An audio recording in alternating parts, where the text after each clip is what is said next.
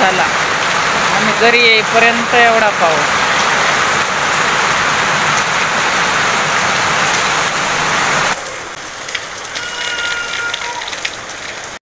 नमस्कार मंडळी, चला सुप्रभात सगळ्यांना. आणि दादा, ताई, काका, काकू, लहान बच्चे कंपनी सगळ्यांना माझा अगदी गोड गोड नमस्कार. चला तर आज नवीन दिवस, नवीन सुरुवात. सगळ्यांचा दिवस अगदी या फुलांप्रमाणे गोड गोड जाओ.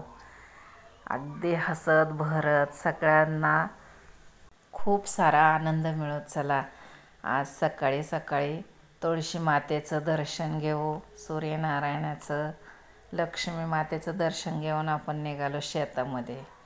तर हे बघा सोयाबीनचं शेत. काही सोयाबीन काढायला आली, तयार झाली आहे, काही अजून हिरवी आहे. तर थोडासा वेळ लागणार. रात्री आमच्याकडं थोडा बऱ्यापैकी पाऊस झालेला आहे आणि आता आमच्या शेतामध्ये खूप कामं आहेत. तर आज पाऊस पडल्यामुळं ते काही करता येणार नाही.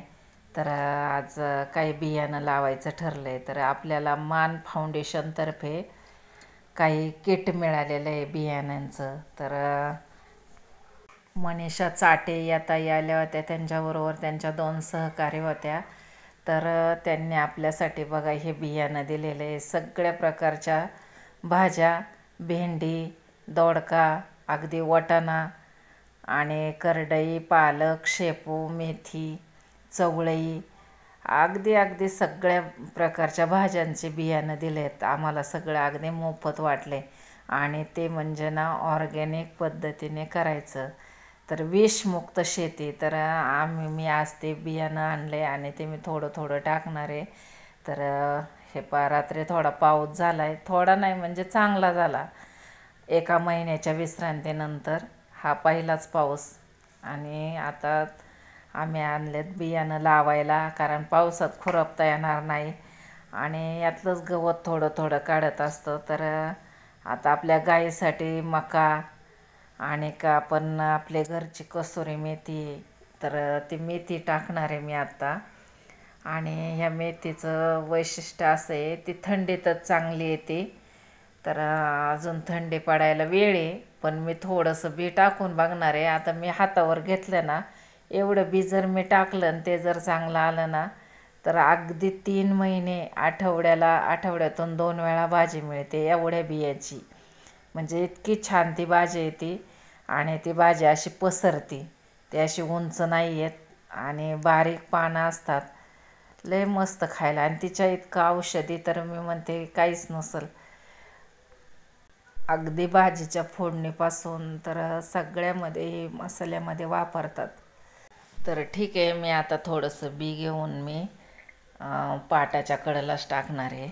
आणि ही आमची भेंडी एकदम पातळ झाली. 1 वळ चांगली दाट आहे आणि इकडच्या 2 वळी एकदम पातळ झाल्यात. त्याच्यामुळं आम्ही ठरवलं त्याच्यामध्ये हरभरा लावायचं. तर काबुली हरभऱ्याचे मी थोडंसं बी आणलेत आत्ता काही, आणि अजून 8 दिवसानंतर काही. कारण आता तसं तर लयच लवकर होतं, पण मी लावून पाहणार आहे. कारण असं एवढं मोठं शेत मोकळं ठेवायला परवडत पण नाही आपल्याला.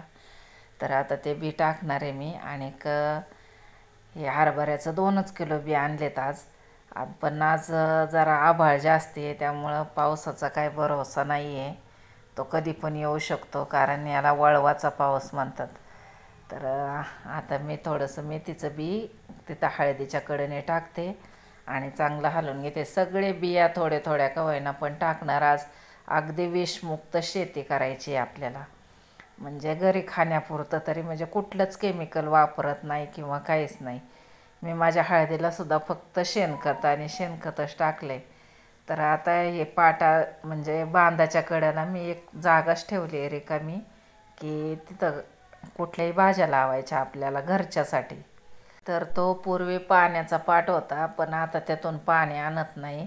मग आता त्या पाटातच मी कडेला हळद लावले, चांगलं उंचावरती झाले. आणि आता त्याच्याकडेने मी मेथीचे बिया टाकणार. तर आता उन्हामुळं सांगता नाही येत, कारण वळवाचं ऊन लय असतं. जर एखाद वेळेस लय ताप पडली तर ते मरतील पण. आणि पण ज्या टायमाला आपण लसूण लावतो त्या टायमाला त्या लय चांगली भाजी येते ती. मी दरवर्षी करते आणि मी विकायला पण देत असते बाजारात, पण ती खुडून द्यायची.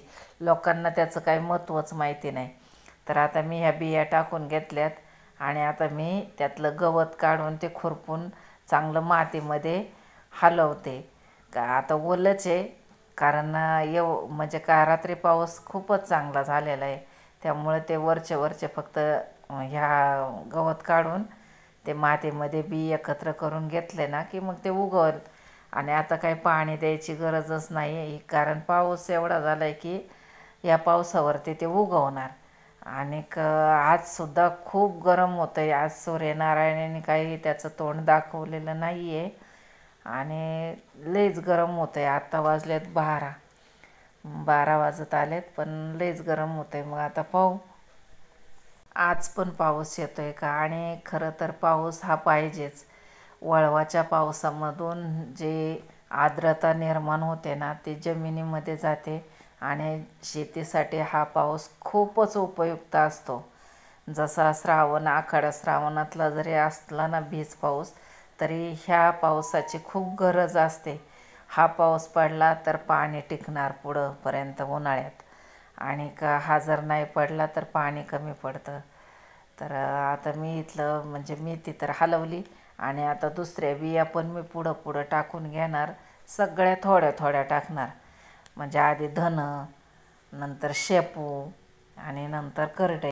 तर आम्हाला मानदेशी फाउंडेशनतर्फे आम्हाला हे किट मिळालं होतं आणि त्याचबरोबर आम्हाला ही पुस्तकं पण दिलेत. तर त्यांनी खूप छान पद्धतीने एक महिलांना पुढे येण्यासाठी हात दिलेला आहे. आणि चवळीची भाजी तर माझ्या शेतात कायम उगवतेच, आणि ती पण मोठ्या पानांची आहे. कारण मी काय करते, ते एक दोन तरी ठोंब चांगले मोठाले होऊन देते. मोठं झालं की त्याचं बी गळतात आणि मग ते आपल्यालाच खायला तयार होत असते. म्हणजे त्याची बी पण नाही जाऊन देत आणि बी पण धरत असते. त्यामुळं माझ्याकडची चवळीची भाजी लय मोठ्या पानांची. तर हाय शेतामध्ये, मी दाखवीन एका दिवशी. तर ही तुळस अगदी इथंच, म्हणजे हे छपरात बसले ना की तिच्या शेजारीच बसण्यात येतं मस्तपैकी. आणि उन्हाचा तडाखा झाला किंवा पाऊस आला की तिथंच बसावं लागतं. आणि आता पावसामुळं आमची कोपी तर पारच गळालेली आणि आजसुद्धा पावसाचं वातावरण आहे. तर असो, आपल्याला कुठं दिवसभर बसायचं आहे पाऊस आल्यावरच. पण ह्या तुळशी इतक्या उगवलेल्या आहेत ना माझ्या वावरात, मी त्यांचा असा उपयोग करणार आहे. तुळशी ही जंतुनाशक आहे आणि मी तिला ते खुडून पाण्यामध्ये भिजाय घालून त्याचं औषध तयार करणार आहे. तर हे एक कुठलंही विषारी द्रव्य न मारता तुळशीचा पानांचा रस, किंवा मी म्हणते पाण्यात भिजाय घालून त्याचं पाणी निघलेलं, आणि ते जर गोमूत्र हे जर पंपात भरून मारलं ना सगळ्यात खूप चांगलं. आणि आता मी भाजी टाकून ती खुरप्याने हलवून घेतली. आणि आता मक्याचं बी आणलेले आहेत. आपली गायत्री आहे, तिच्यासाठी आपल्याला थोडं कुठं ना कुठं लावायलाच लागतं. आणि आता मी थोडी मका लावून घेते. तर पूर्ण वावरामध्ये नाही, पण असं जागजागी असं बुचकं लावलं ना 4 दाणे, तर लय मोठे त्याला कंस पण येतात आणि त्याचे ठोंब पण चांगले रगाट होतात. आणि ते आपल्या गाईला आणि तिच्या हरणीला खायासाठी चांगले. तर आता मी मका लावते पुढं.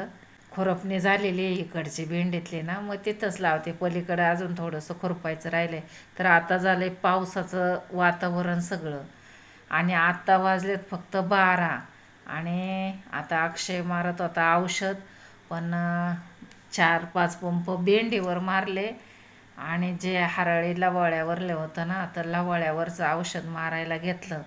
आणि हे बघा टिपकंच यायला लागले पावसाचं. मग आता आम्ही पंप तसाच भरलेला ठेवला कोपीमध्ये आमच्या, आणि आम्ही निघालोय घरी. तर पावसाचे टिपके यायला लागल्यात आणि वातावरण तर इतकं तंग झालं आहे ना, नक्कीच पाऊस येणार.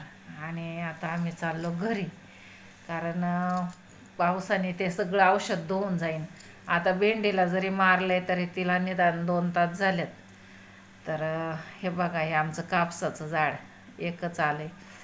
तर भेंडीला झाले 2-2.5 तास, त्याच्यामुळं तिचं तरी थोडंसं बिनलं औषध. पण लवाळ्यावरलं काय ते धुवून जाईन लगेच, आणि लवाळा काय मरणार नाही, त्याच्यामुळे लवाळ्यावर काय औषध मारत नाही. आता पंप भरून तसंच ठेवला आहे. कमीत कमी उद्या सकाळी लवकर तरी पाऊस येणार नाही, मग तेवढ्या वेळेमध्ये आपण औषध मारून घेऊ.